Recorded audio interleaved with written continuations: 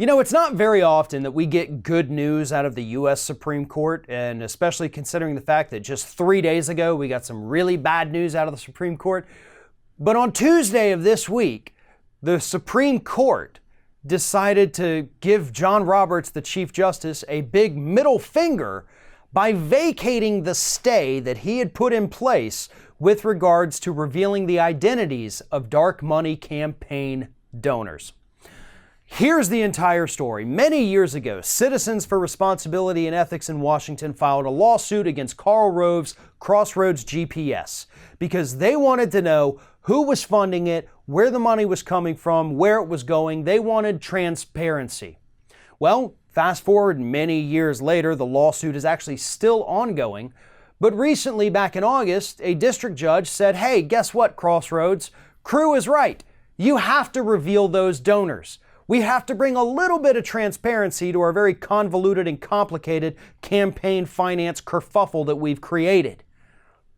John Roberts, on Saturday of this past weekend, issued a stay on that ruling, which meant that that ruling did not get to go into effect yet because it was scheduled to go into effect on Monday, which meant on Monday of this week, we would have known all of the dirty players funding all these dark money organizations. Roberts' stay on the ruling prevented that. But then on Tuesday, the entire rest of the Supreme Court, conservatives included, banded together and told John Roberts, yeah, you can't do that. We're going to vacate your stay. We're going to nullify your little weekend ruling that you didn't even consult us about. And we're going to make sure that people get to know who's funding these dark money groups. Again, that was a unanimous decision from the remainder of the Supreme Court, liberals and conservatives. That is quite remarkable, folks.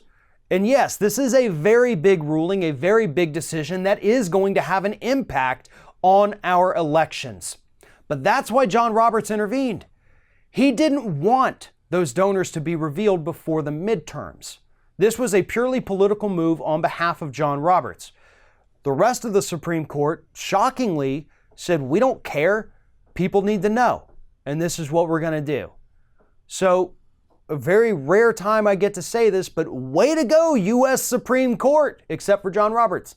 You guys all did the right thing, and I'm very shocked and proud. And hopefully, this will bring us just a little bit more transparency as we head into the midterms.